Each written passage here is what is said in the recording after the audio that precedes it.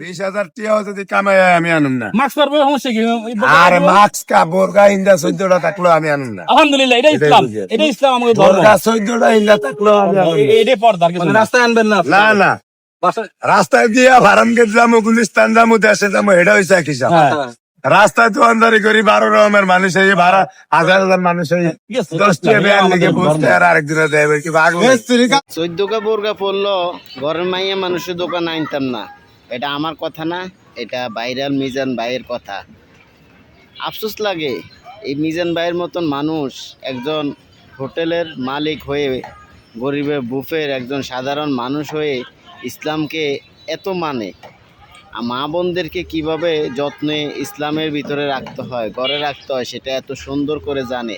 অথচ আমাদের সমাজে কত সম্মানী পরিবারের মানুষ আছে যারা উচ্চ শিক্ষায় শিক্ষিত, যারা কিনা এরকম বিএস ক্যাডার হয়েছে, পড়ালেখা করে তাদের আত্মসম্মান আছে, কিন্তু তারা তাদের নারীদেরকে কীভাবে রাস্তার মধ্যে ছেড়ে দিয়েছে, আর তাদের পরিবারের নারীরা কীভাবে রাস্তায় চলাফেরা করে। আফসোস লাগে।